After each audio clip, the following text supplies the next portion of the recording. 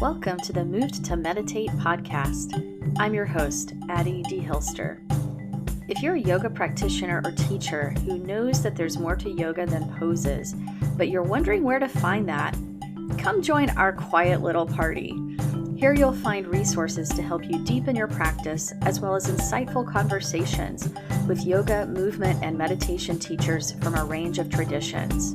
On this podcast, we spotlight the more contemplative aspects of movement practice.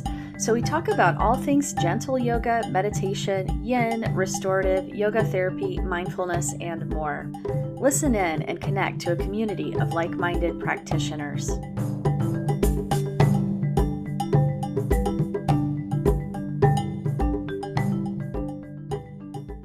Hello, friends. It is nice to be here with you today, and thank you for choosing to press play on this podcast episode.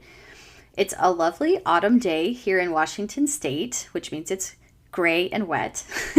And the rain and cooler weather were late getting here this year, but it's finally starting to feel like fall, which I love. So I hope you are doing well whenever and wherever you are listening to this. I wanted to take this episode to focus on something that's been a theme in my Yin Yoga practice and teaching for a long time, this question of whether props are used in Yin Yoga or not. It's been kind of a soapbox for me over the years because I think this not using props thing is a huge myth that's gone around and has probably kept a lot of people away from Yin Yoga, which is a shame because it's a wonderful embodied meditation practice with a number of physical and nervous system benefits. And I haven't been talking about this myth as much in the last few years because I feel like maybe that misconception is fading, ? So now I'll ask, is this even controversial anymore? Can we just go ahead and accept and assume that props are part of Yin Yoga? I'll talk about all of the ways I think props fit into the Yin Yoga practice to back this up, and why it's important and why we should keep making sure that students and Yin teachers know that props are welcome here. But before I do that, I want to pause and say thank you to everyone who has been listening to the podcast and who's taken the time to leave a rating or review for this podcast on Apple or Spotify or another platform. We've been doing this podcast for about a year now, and we're still growing, so it really helps when you share. Those comments and stars mean that the podcast will get put in front of more people on the app as a suggestion of something they might like. So if you like this show and the things we talk about here, I would be so grateful if you could leave a review and let others know. We will be getting back to some interview episodes soon. I really love talking to guests and learning from others about movement and mindfulness and gentle yoga and all of the things that I also practice. So if you have suggestions for what or who you want to hear from, let me know. I'm always open to your feedback and your requests. So today, let's talk about how strategic yoga props can make the Yin practice more accessible, safer, and more effective. Props can enhance the impact of a passive stretch on our physical tissues, and they can also help us have a positive effect on the nervous system and create the conditions for relaxed presence and mindfulness in the poses. I would say that you often can't do a pose in a Yin way without a prop. That's not true for all bodies and all poses all the time, but it's frequently the case that we need support to truly practice according to the principles of Yin Yoga. At one time, this was pretty controversial in the yoga world, believe it or not. There was this very pervasive idea that using props automatically equaled restorative yoga, and that was not proper Yin. Sometimes I feel like we're getting past that whole thing, and that people are more like, of course we can use props in Yin Yoga. I think the accessible yoga movement has helped a lot with that, which is wonderful, and I greatly appreciate that. And when I would teach Yin Yoga trainings like 5 or 6 years ago, there would be all of this pushback about the question of using props. I would roll in there with all my blankets and bolsters, and sometimes that was really different than what people had experienced in their home studio's Yin class before signing up for a training. Usually by the end of the training, they were all aboard the prop train because they realized and they could see in practice how much more effective the yin style can be when you actually tailor it to your students for real. And in the last few years, I don't seem to get that same amount of pushback. I will be leading my training and giving my soapbox, and then people are like, okay. And I don't know if it's because the controversy has lessened that much, or if people signing up for my program just know enough about me at this point to expect that props are going to be a big part of the approach. Maybe it's both. And yet it's still out there because maybe a year and a half ago, I was subbing a yin yoga class for a teacher at a local studio. Actually, it was the studio owner who usually taught that class. And as we were signing onto Zoom, and she was there to check people in before she was going to leave and let me teach, she said to me, "Oh, I warned them that your style might be different than mine." So I was like, "Oh, what do you mean?" It's like what you want to hear right before you have to teach class, right? And she said with like a little bit of embarrassment or like chagrin, "Well, usually I use a lot of props." And so I was like, oh, okay, I'm relieved because I also use a lot of props.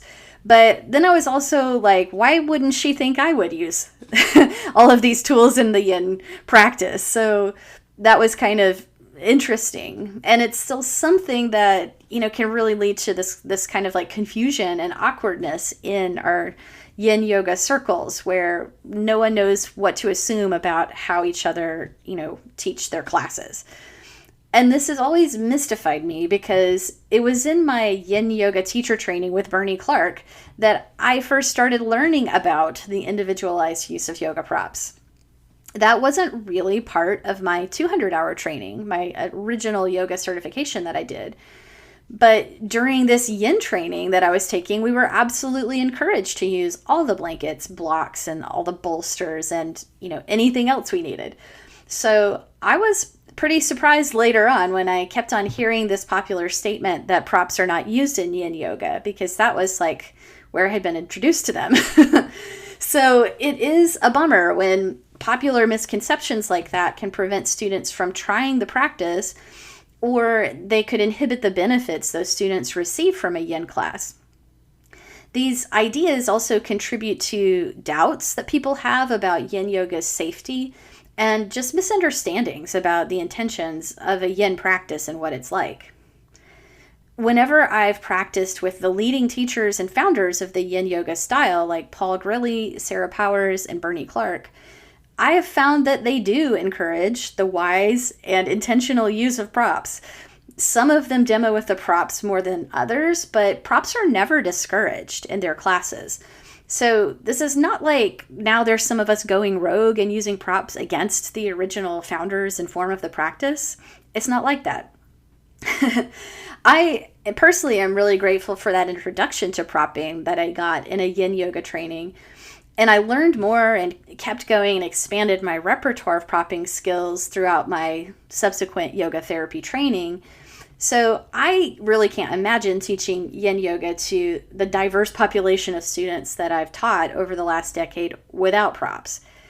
Most of my students, and really the average person, cannot match the flexibility of the teachers and students that we typically see modeling the poses in yin yoga books and like on YouTube or wherever, online. I feel like even though there are a lot of great resources on yin yoga, much can be left to the imagination when it comes to customizing the yin postures for yourself. And that's one reason I created a whole 8-hour online training about this, just about yin poses with props, because I feel like we need more examples and ideas for how different bodies might utilize the support in different poses. So as part of the continuing effort to dispel this myth and make propped up proper yin yoga the norm, let's go into all of the beautiful things that props bring us in the yin practice.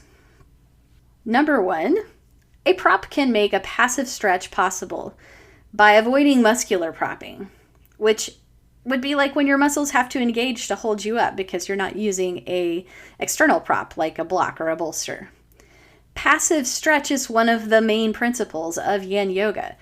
So to practice in a yin-like way is to release effort as much as possible, to soften. When we refuse to use props, often the body has to engage muscular effort to prevent you from going too far into a stretch and going beyond your capacity. Then it becomes more yang, not so yin anymore, more yang, and we lose the spirit of yin practice right there just by not being able to be passive in the pose without using a prop. Number 2, there's also a difference in sensation. And no, you cannot isolate the muscles and the fascia, aka connective tissues, and stretch one without the other. They are totally woven together. But a stretch with engaged muscles feels different than a totally passive stretch, a yin style stretch. The more passive we are, we feel more of a global sense of lengthening within the myofascia, which is the term for the muscles and fascia together as a continuous interconnected unit, right? So this yin feel is a different sensation, and the props can open that up for us by allowing us to have that more disengaged passive experience. Number 3, we don't use props to enforce an idealized alignment, like a visual aesthetic that we have in our head, if it's not functional for the person's body. But other times, when there's a vulnerable area or a condition present in the person's body, the props help promote safety. So that's to say, we don't assume that our visual ideal of alignment equals safety, and that's not what we're doing with the props, but the props can help us to promote safety. So let me explain. For example, if we were to insist that the person's front leg ankle has to be parallel to their knee in pigeon pose, which is called sleeping swan in yin, that would be like insisting for some alignment rule reason that we're using this prop because the pose has to look a certain way. On the other hand, if we had a student with osteoporosis in their spine or a spinal disc injury who's avoiding spinal flexion, who's supposed to avoid rounding their spine, having them do a forward fold in certain ways with props would be much wiser than having them slump forward in the pose without any help. So that's a distinction about how we use the props. We're not using them to make the poses look a certain way because we're stuck on an idea about alignment that's not functional, but we are able to intelligently use props to support a person in their safety. So number 4, props also help make the poses sustainable to hold for several minutes, which is another important part of Yin Yoga. If we're going to stay in a pose for 3 to 5 minutes or more, we need to find a way of being that's relaxed and that's not asking too much of our tissues. We can find that sweet spot with good propping. Number 5, props also allow us to practice with an appropriate amount of sensation and to have choice about how much sensation feels friendly in that moment. This relates to the one before, which was about time, being able to sustain the pose for a length of time. This one is about sensation, how much sensation feels workable.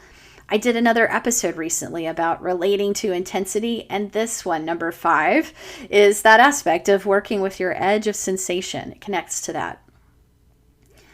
Number 6, strategic prop placement can also allow the pose to target the intended area of the body. Picture someone with tight hamstrings who's trying to do a seated forward fold, but their spine is rounding and leaning them back. Are they really getting to stretch their hamstrings? If you can sit them up higher on the edge of a blanket or even a bolster, or if this is you, if you can do that, you might be able to get more of a hip hinge and start to target the area that we're going for in the back of the leg, rather than feeling it all in the back body, like the spine, around your low back, and getting really tired trying to sit there for 3 minutes, kind of hating yoga. Number 7, the nervous system. When the nervous system perceives threat, it will limit our stretch tolerance. Threat is too much sensation, too fast. And when the nervous system perceives that, it puts on the brakes and it won't let us go any further into a pose. This happens when we try to go too far too fast, or we try to force, which is too yang as opposed to yin, or we try to avoid using the support that we actually need. On the other hand, when the nervous system perceives safety, we can encourage healthy change to the tissues, aka greater flexibility. We might find we can melt into the poses more easily. And there are cool things also that happen with little mechanoreceptors in your fascia during a passive stretch that send a relaxation signal to the brain. That's all connected, and we can't ignore the nervous system when we think about stretching. Number 8, props are a key part of making Yin Yoga accessible to a diversity of students.